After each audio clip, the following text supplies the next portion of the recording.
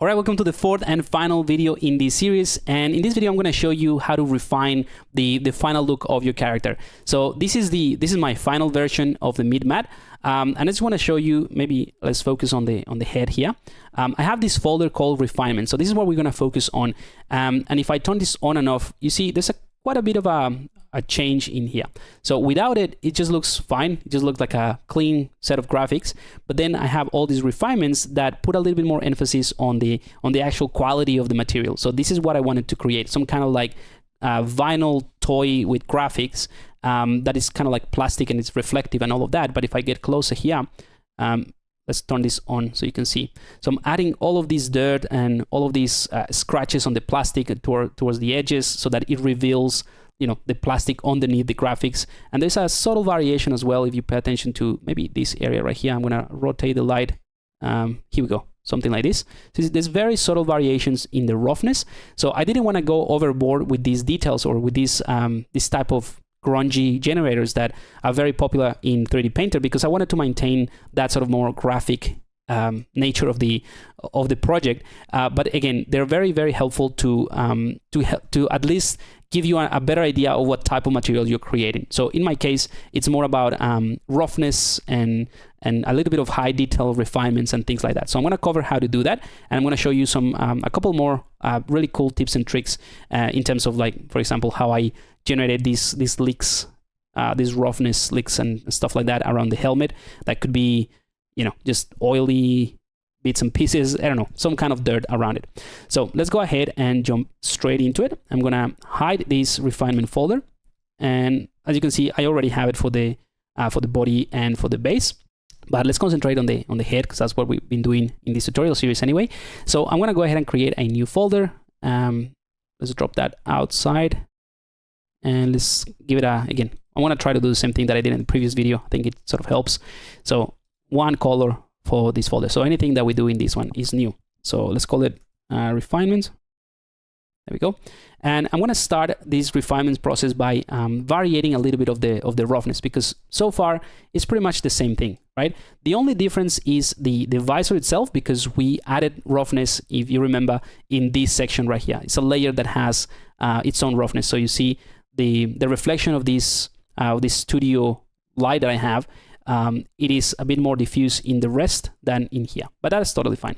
So let's go ahead and click on a fill layer, and let's call it rough var. I usually name it like this, so rough variation just reminds me what it is. So it's just it's to vary the roughness, basically.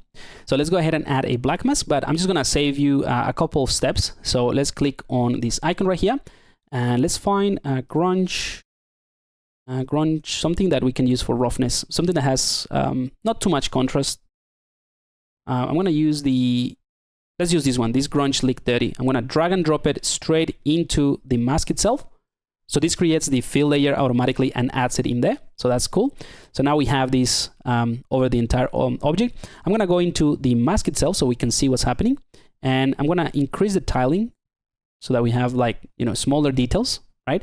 And we can control the balance of it and the contrast and all of that. Again, I'm going to keep mine, you know, subtle, but just so that you can see the effect of this, I'm going to exaggerate it a little bit. So let's go back in here. I'm only interested in the roughness. So I just want to vary the roughness. So let's go ahead and hold the Alt key and click on rough. And we can go ahead and play. I'm going to push it to the extreme, to 1. So that is really, really rough everywhere, right? Even on top of the visor. And let's try to find an area that is reflective enough. By the way, I just want to show you another tip. So if you're, let's say, working on the bottom and things are a little bit too dark, just because of the you know, the lighting scenario that you're using, you can just go to the display settings in here, and where you change the panorama or the environment map, which, by the way, I'm using Studio Tomoko just because it has a more neutral lighting. So I prefer that one, but you can change it to anything you want. So what I was saying is that on this area, on the environment settings, you can click the environment alignment from world and change that to camera. So that way, let's say if I rotate, let's say, the environment like so, you see this highlight is going to permanently be attached to my camera. So I can move my camera around, and that light is going to come with me. So you see, I can still rotate everything around, but the alignment is set to the camera. So I can just bring in my lights and just play around with this and make sure that everywhere is lit up in the same way. So just as an extra trick. All right, so what I was saying is let's find something that has enough roughness like this area right here, right? And that's why I like about this technique, this camera, so that I have like the highlight of the panorama in there. And that's it. Let's go ahead and click on the grunge lick dirty, and we can play with the balance and with the contrast. So the idea here is just to create something that has a bit more contrast, or that, you know, there's more black and white values, right, than the usual. And that way we can sort of create that illusion that there is a transition of like dirty spots and clean ones. All right, so I think that is pretty good actually. Obviously, depending on what you're trying to achieve, this might be too much, or you might need other type of roughness variation. But I think this is pretty good. I'm gonna go back to the layer itself, and I'm gonna reduce that roughness so that is not too rough, right? So it's just a tiny bit of variation. And I think when it comes to materials and setting up textures, regardless of the type of textures or the style that you're going for, it's all about the subtleties. So I wouldn't go for like, you know, fully rough. As long as I have these areas right here that gives me this variation is fine. So that's pretty much it. So before, after. So it's mainly changing those highlights a little bit. Now, the only thing that we need to do is to make sure that we're not overriding this, you know, the roughness in here, or at least if you don't like it. So I'm going to show you how to do that. So in here, I'm going to go ahead and click on a new fill layer. And if you remember, we have already a, let me just go back to face, not face, sorry. Base deformation, face, we have the visor frame, no, sorry. Where is it? The face, yes, sorry, the face. Face, we have the visor. All right, so remember this visor, this visor mask is generated or is created using, you know, just a random paint that I painted, and then I use the reference of the actual deformation to create this clean one. Now into this one, I just added another anchor point. So now instead of referencing the one at the base, so this one right here, frame, right? So this is the first layer, which you can totally use as well. So instead of referencing this one, I'm actually referencing a combination of this plus this other stuff. So hopefully this is not too confusing. Basically, this is the original mask, this frame. Then for the paint layer that we created for the blockout, in this layer, I reference that. Let me just set it back to normal, right? So I'm trying to, yeah, I know that this might be a little bit confusing, but believe me, once you get the hang of it, it's really, really easy. So once again, I have my original mask that I created to deform the surface, right? So this is the first, what we did in the first video, right? Then this has a anchor point. And now in the second video, when we set up the colors and the blockout, we created this black mask, or sorry, not black mask, this black layer that is using this fill to reference that original mask. All right, so far so good. Let's collapse this now. So once I had this reference, I also painted this whole area, and I'm using that reference to subtract this area. So right now it's just overriding that mask, but let's go ahead and remove that. So subtract. So now you see it is using that same frame that we're referencing to subtract. And then we added the blur, the levels, and that's it. So this one wasn't there.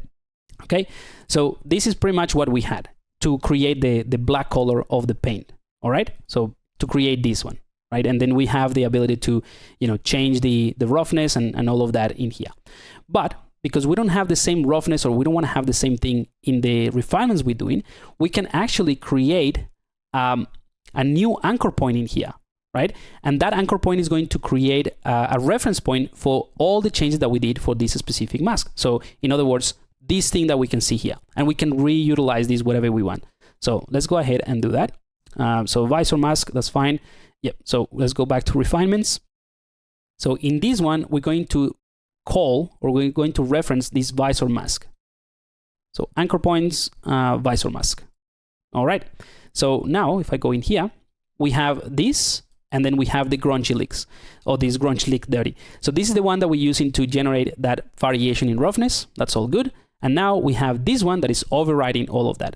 So what I want to do, let's go into the mask, is take this fill layer, which is referencing this mask, which in turn is referencing the original frame to remove the outline. So I'm going to take this one and I'm going to set it to subtract. So now, hopefully you can see that we have the crunch leaks everywhere, but we are subtracting this specific area. So this might, I don't know if hopefully I'm not confusing you too much, but in simple terms, I'm referencing a mask, then referencing a mask that has that reference. So, you know, it's kind of like a inception. So referencing these, which is in turn referencing this one as well. But that's the cool thing with anchor points. You can put them anywhere you want to. So that's it. So this is referencing that mask, and I'm using that to subtract. So now it's not going to have any impact. Anything that we do with this layer, I can change the roughness whatever I want to, and it's not going to have any impact on this area. All right. So hopefully that makes sense. I'm just going to show you again in a much more, you know, in an easier way, like step by step, how to do that. But for the different grungy or leaks that we can create for the visor. So let's go ahead and do that straight away. I'm going to click on this grunge leak small, or let's try this one just for fun. I'm going to go ahead and drop that in here, create a mask, and you see it creates a fill layer. It has the mask and it adds those in there. Pretty much the same thing. Now this one is going to be just roughness again, but just so that we can see things, I'm going to actually make it red so that we can see what we're doing. And if I go into the mask itself, I can just go ahead and play with the tiling of this. You know what? This one might not be. Actually, it could work. But instead of like using the UV projection, because I only need to have it in this area, I can switch to something like triplanar. And that way, when I set it to not that one, sorry. Let's go back. I need to change the triplanar to the actual leaks, to the actual fill of the mask. So let's set that to triplanar. There we go. And then we can use these to kind of like find a nice set of details to place where we want to. All right. I think that works. I think that's kind of cool. All right. So that is what I'm looking for. Obviously, it's everywhere. But then we can use the same technique that we did before. So referencing this or using the same anchor point that only takes care of this area of the visor to mask this out. But because I already have it, I already did it for the roughness, I just need to hold the Alt key and duplicate it here. All right, so if I go in here, obviously this is not what I want. I'm subtracting things. So the default one would be this. So I can change this to be multiply, right? And obviously what multiply does is anything that is white is going to allow you to see through what is white, and anything that is black is not. So that's exactly what I want, right? So I want to be able to set this, use this anchor point to isolate just this area, right? So I can go back in here, and I can go back and, you know, have fun with this, playing with the, you know, with the balance. And now maybe we can just turn off the color and use this roughness by itself. There we go. And yeah, so we can just play around with maybe with the balance of these leaks, so it's not too much, the contrast. And if you think it is a bit too rough, you just go back to the fill layer that has the properties of the channel and play around with that. Maybe a bit more, right? So it's all about the subtleties. And again, this is non-destructive. So if you don't like this type of details, maybe there's like too many strikes in it, you just go back to the crunch, right? And we can play with a different one. So let's drop this one in there. That one is too much. Or maybe we can invert it actually and play around with that. Nah, that doesn't work. Let's drop a new one. Anyway, you can have fun playing around with the different maps, just dragging and dropping, because everything is already set up. I think this one works just fine. So a bit more contrast, and that's it. All right, perfect. So a couple of things. Again, it doesn't look like we've done much in this folder or in this video, because it is just a folder with 2 layers. But the techniques are applicable to absolutely anything that you want to do, and it just gives you a lot of control. All right, so those are kind of like the base roughness. I also want to make sure that the inside, these areas right here, are also pretty rough as well. So I'm going to create another layer, and then I'm going to call this one rough AO. So I'm going to use an ambient occlusion generator. So let's go ahead and click on add black mask, click on the magic one, click on generator, and I'm going to use the ambient occlusion. Okay, so if I go into my mask, this is basically what it's doing. It's using the ambient occlusion from the bake maps, from the mesh maps. We just need to invert it, right? So that it's concentrated around the lighter or white areas. And we can play obviously with the balance and all of that. But I prefer to do that once I actually see the effect. So let's go to the layer itself. And I'm only interested in roughness and potentially maybe a little bit of color just to add, you know, some dust maybe. Not too much. Something like that, right? And then the roughness is going to be pretty rough. All right. And now I can take the ambient occlusion and I can play around with the balance. So you see, it is kind of like just in this area. So that's exactly what I want, but it is maybe too, like the color is not working for me. So I can take the color, and this is another level of control that you have. You can change the color from here, or you can turn it off, whatever you want to. I think I need a little bit of color, but this is a little bit too intense. So we can darken this up a bit, or we can go to the opacity, and because I have the base color as my default channel, obviously, I can reduce just the effect of the color itself. So just the color, not the roughness, and I can leave something like that.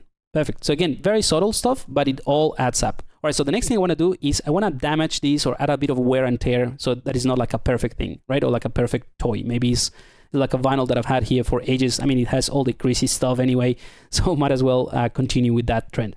Let's go ahead and click on a new fill layer, and I'm going to call this one edge damage or damages. And just to show you another technique, you can do this manually as well. You can add a black mask and add a bunch of different things in there. But just to show you another technique, you can actually go to, let's collapse this, go to this section right here that has the smart mask, and you can select anything and just drag and drop it. So let's go ahead and see if we can find something cool like, I think I used something different, but I just want to show you anyway. This edge is strong. I'm going to drag and drop it in there. And just like that, we have all of this damage, but it's too intense. So we can just go to the mask editor, and we can play with the balance, reduce that quite a bit. So we can play with this, do it in any way that you want to. But I think, you know, we're gonna build it from scratch anyway. I just wanted to show you that the option is there, and you can play with all sorts of different smart masks to give you different results. But let's go ahead and build it. So I'm gonna click on the magic one, go to add generator, and I think I'm gonna use the, let's try this metal edge, see what that gives us. No, that's maybe a little bit too much. Let's keep it simple. I'm gonna go for the generator, and I'm gonna click on curvature. All right, so let's see what this is giving us. So the curvature is obviously targeting just the curvature. So I'm gonna push this and make it really, really sharp, like so. And we can also expand this curvature and, you know, play around with the sharpness of it, like the fine edges. So I just wanna go for something very, very subtle, like this. Right, so it's just a little bit of that color coming through. We might need to, you know, sharpen this whole thing. So let's go ahead and bring in some levels, and let's push those values there. And let's go ahead and push those values down a bit, so that is very, very sharp. Right, so that's looking good. I mean, it is very subtle again, but it's still very, very uniform, right? And I want to have something that is not as obvious, like something that is a bit more, like, yeah, more subtle. So another thing we can do is we can go to the grunge section, or not grunge section, the texture set, the texture section of the library, and type grunge. And I'm gonna go for something that is, you know, it could be anything, but I want to use something that has a lot of contrast, like this one, for example, that is a lot of black and white and not much gray. So I'm gonna find something. Let's see. All right, let's go ahead and try this grunge map. See if that does anything. Let's drop it in there. Okay, I'm gonna go into the mask itself. So this is what this grunge map is doing. I'm gonna change the tiling so this is smaller. And what I'm gonna do is I'm gonna subtract first and see if that helps. So I'm gonna subtract. There we go. So you see, it's just, this is the curvature, and I'm using a grunge map to subtract certain areas. So we can play again with the tiling of it. We can play with the balance and with the contrast.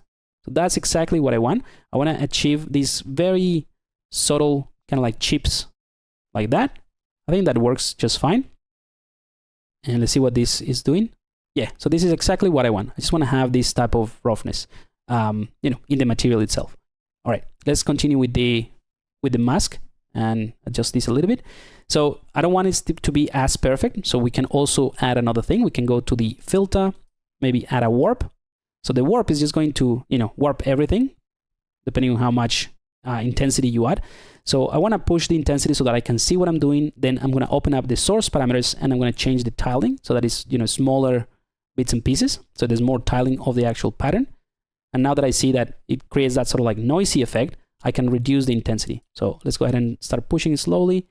You see, all I want to do is just break that edge a little bit. So not too much. Before, after. I mean, it is quite significant, the change, but that's kind of like what I'm going for.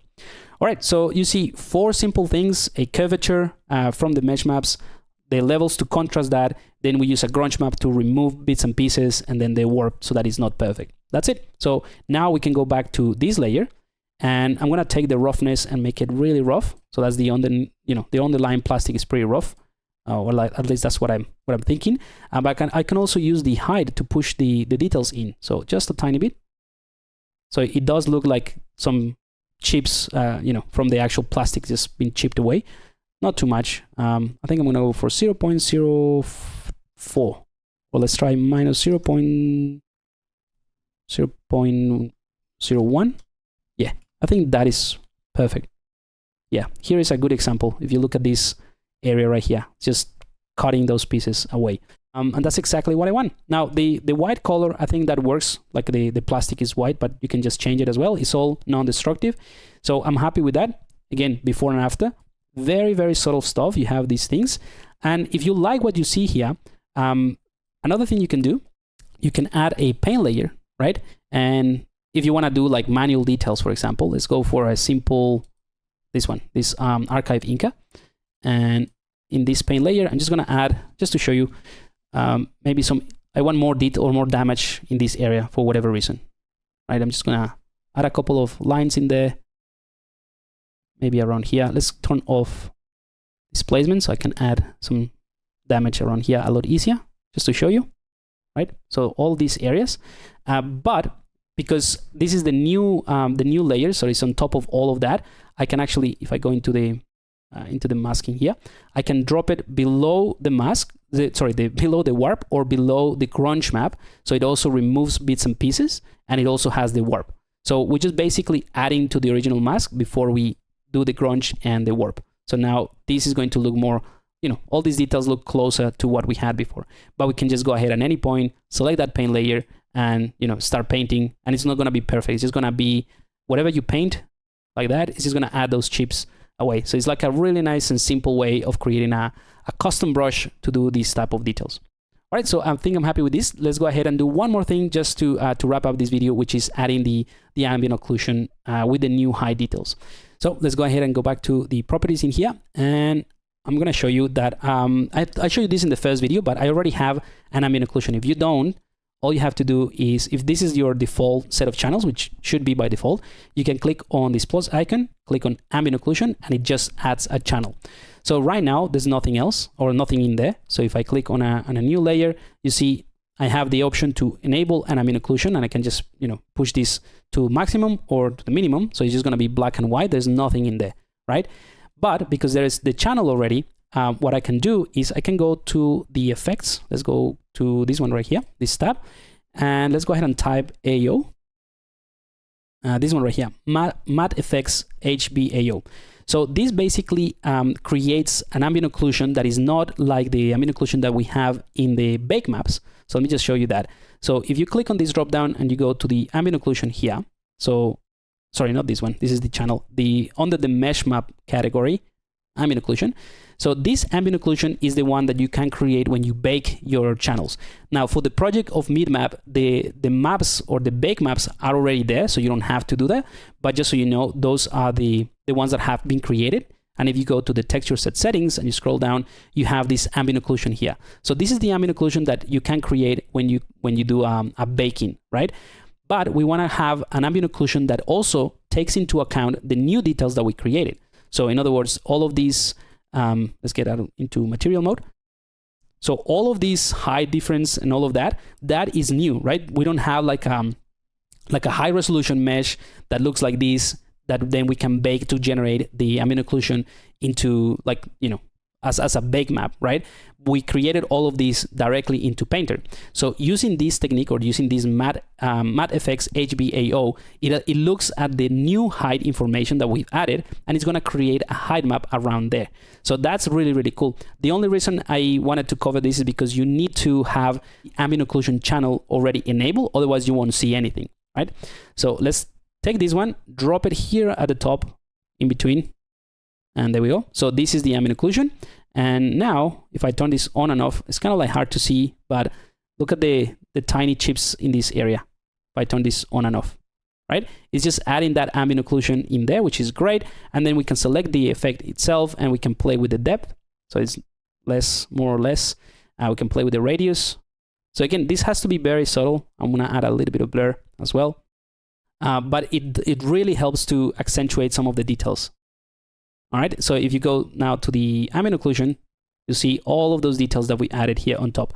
Now, if I put it here at the top, it will take into account the rest of the details, but because I had it here in my refinements, it's only looking at whatever is inside this folder.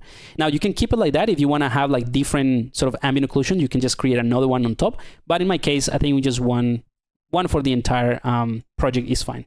Okay, so now we can just go ahead and play around with the radius a little bit more, the depth, and I think that's about it, really. All right. So I think that's all the techniques that I wanted to cover. I think everything in general is, when you break it down, is very, very simple.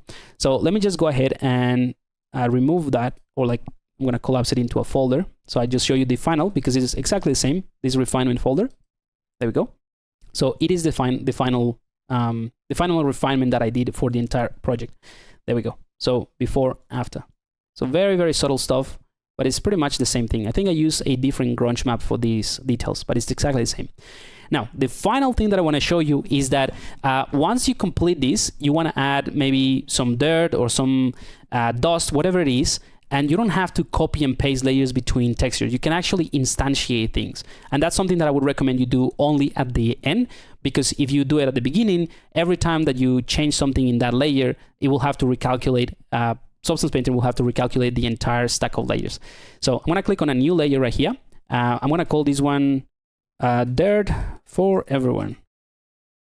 So, I mean, as in for every single texture set. And I'm gonna go ahead and use a smart mask, and I'm gonna call this one dirt. And let's try this dirt dry, maybe. Drop it in there. No, I don't like this one. Let's actually just build it. Let's click on generator and add a dirt. There we go. So we have control over the contrast and all of that. So yeah, this is pretty much what I was looking for. All right, so now we have dirt. Now in this layer, let's go ahead and make it just color and rough. So very rough, obviously, is going to be dust, and dust color, I'll just go for something like this, or like dirt. It doesn't matter, right? So this is a new layer that is adding this. So I can just copy and paste this into the other texture sets, or I can just right click on this one, and I can go to instantiate across texture sets. So if I click on that one, it's going to take whatever I do here, and it's going to create an instance in the other texture list. So body and base, I'm going to click OK. And now you see the dust. I mean, it's too much, but it is being added to everyone, or to every texture set. The cool thing is that I can use this as my control, and I can change that, and you see it just changes in all the texture sets at once. So I'm even just going to add a little bit of that, like so. And anything that I do in this layer will be added to the rest. So I can go to, let's type grunge, and let's drop this here on the top. Maybe make it this triplanar, and play with the tiling. There we go. And we can just go ahead and play with the contrast, reduce the balance a bit, and we can even change the blending mode. But I think I'm just going to reduce the intensity, like so.